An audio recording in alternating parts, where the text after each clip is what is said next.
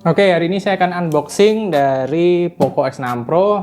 Oke lah, sebelum saya unboxing, saya bakal cerita gimana saya dapat produk ini karena kemarin saya tuh nggak kebagian. Oke, kita buka ya. Ini barang dari Tokopedia.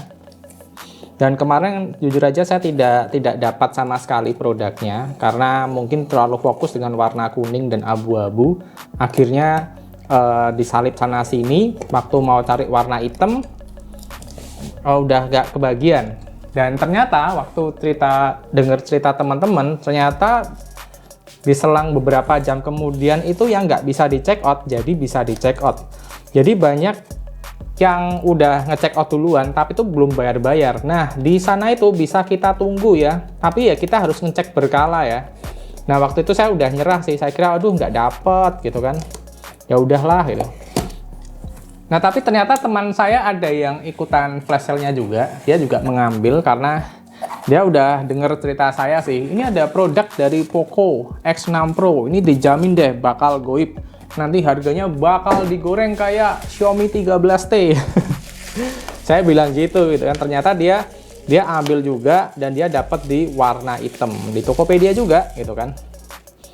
Dan akhirnya karena saya nggak dapat, saya mintalah sama dia gitu kan, punya lu aja deh yang gua beli gitu kan, harga 5 juta nggak apa-apa ya gitu kan.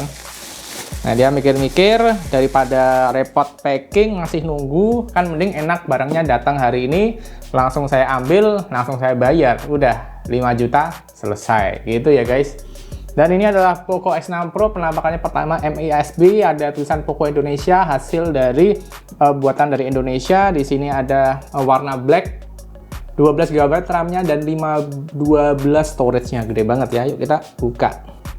Nah, teman saya memang udah saya ceritain sih, ini pasti barangnya goib nih. Dan beneran kan, goib. Dan udah deh, saya beli aja gitu. Sebetulnya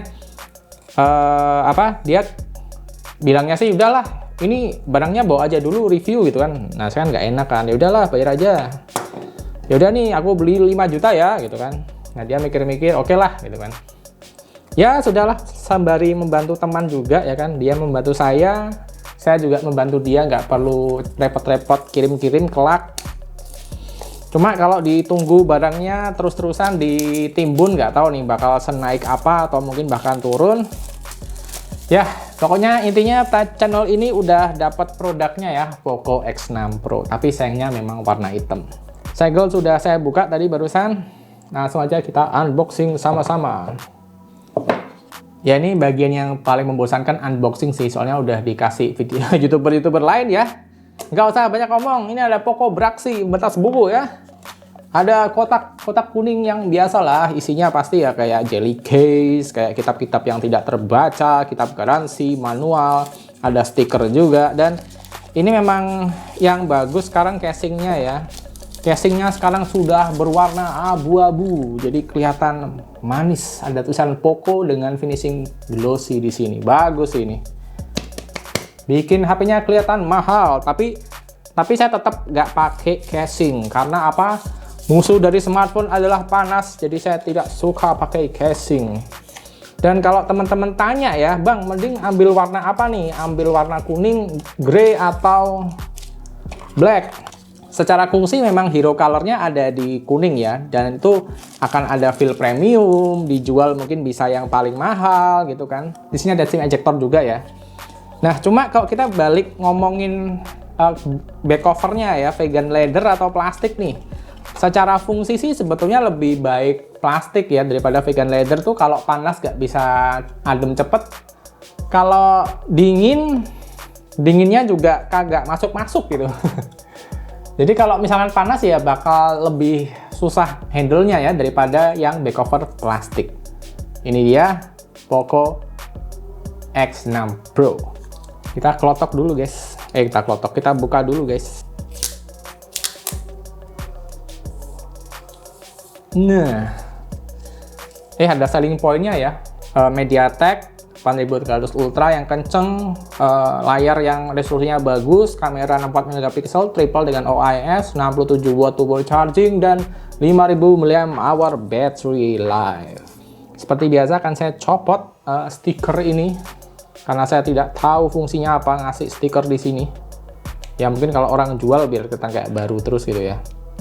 Nah, jadi ini adalah penampilan pertama dari Poco X6 Pro. Ada bekas lemnya dikit-dikit di bagian sini, nggak apa-apa, nanti bisa bersihin. Finishingnya hitam, tapi kayak kaca, dia sangat memantul sekali. Dan tengahnya kopong ya, jadi cover plastiknya tuh kayak X3 Pro, X3 NFC, Poco F5, dimana ya nggak solid-solid banget, nggak kayak Poco X5 Pro yang lalu ya. Ya, tapi nggak apa-apa sih, mungkin biar bisa lebih enteng HP-nya. Terus ada 4 kamera yang ada satu flashnya nyempil di sini, jadi kelihatan kayak banyak. Secara desain saya tidak terlalu suka ya dengan model kamera yang berjejer dua-dua jadi 4 biji gini. Saya nggak tahu sih inspirasinya dari mana, tapi finishingnya di sini glossy banget untuk warna hitam. Di bagian bump kameranya juga terasa seperti kaca, padahal ini cuma plastik aja. Pokoknya shiny banget yang warna hitam nih, serius. Bisa dibuat ngaca juga padahal plastik aja. Terus bagian frame-nya di sini masih dari plastik juga, jadi full plastik di sini. Ada speaker stereo, Type-C, mic, SD card. SD card bukan, ini SIM card. Kita nggak perlu ada SD card, 512 coy. Di sini bagian kirinya bersih, bagian atas ada speaker, infrared, dan mic. Di bagian kanan ada volume rocker button, ada power button yang tidak menangkap fingerprint karena fingerprintnya in display. Ya, tidak ada lubang audio jack sayangnya, tapi ya sudahlah. Kita hidupkan dulu ya. Ya, saya beruntung sih ini dapat barangnya ya. Ya, walaupun harganya tidak harga flash sale, tapi ya udahlah, masih tergolong oke sih buat saya ya. Di sini Poco yang sudah pakai Xiaomi HyperOS. Nah, ini dia, Xiaomi HyperOS. Kita bakal setting-setting dulu ya, sebentar. Dan ini adalah tampilan pertama dari Poco X6 Pro hasil dari Tokopedia. Baterainya di sini masih 55% ya. Oke lah ya, 55%. Wallpapernya standarnya seperti ini, tapi nanti saya ganti ya. Kalau saya lihat sih layarnya kelihatan sangat clean dan sangat tajam ya guys, karena sudah 1.5K resolution. Terus kalau dari pengaturannya di sini tentu sudah HyperOS, Xiaomi HyperOS. Dia RAM-nya sudah 12 GB dan dari storage-nya sudah terpakai 28,7 GB. Jadi masih sisa banyak banget coy. Masih sisa banyak banget coy, gila ya. Nggak ngefek lah 28, 30 GB sekalian ambil aja deh. Ini masih sisa banyak banget, masih sisa 480 gigaan sih, gila ya. Eternal banget sih ini. Spesifikasi ya ini ya, RAM-nya 12/6 GB. Udah terpakai 6 GB untuk tambahannya ya, yang sebetulnya saya sih tidak terlalu butuh. Android 14. Ya oke lah, saya coba-coba dulu ya, sembari kita nginstal aplikasinya. Dan ini adalah penampakan kamera depannya, gila sih. HDR-nya bagus banget guys, padahal belum saya apa-apain nih settingannya tadi. Langitnya masih kelihatan biru banget. Ini ya kelihatan ya ada SDR-nya bekerja di sini ya. Tapi cakep sih, untuk kamera depan kayak gini nih keren loh. Kayaknya di HP Xiaomi aja belum banyak yang bisa kayak gini loh. Ya walaupun cuma 10, 80, 30 fps boleh lah. Bagus ini, dibuat ngevlog asik ya dengan warna yang khas ke MediaTek, tapi MediaTeknya saya lihat sih ada ultranya, jadi udah ada sedikit sentuhan. Dan Dimensity seri 8000-an nih memang udah dari seri 1000-an sih, udah kayak color science-nya, bagaimana post process-nya tuh kayak terinspirasi, mirip-mirip kayak iPhone punya lah. Tapi ya tentu masih jauh, tapi buat saya udah bagus banget, gila sih, keren coy. Dan ini kalau HDR-nya saya hidupkan ya di 1080 30 fps, kayak edge-nya makin kelihatan ya. Buat saya sih nggak perlu dihidupin sih ya HDR-nya ya, yang mode standar aja udah oke banget. Tapi ya bolehlah kalau mau digunakan. Nothing wrong with this. Tetap keren sih langit birunya nih loh. Ini dibuat ngevlog asik banget.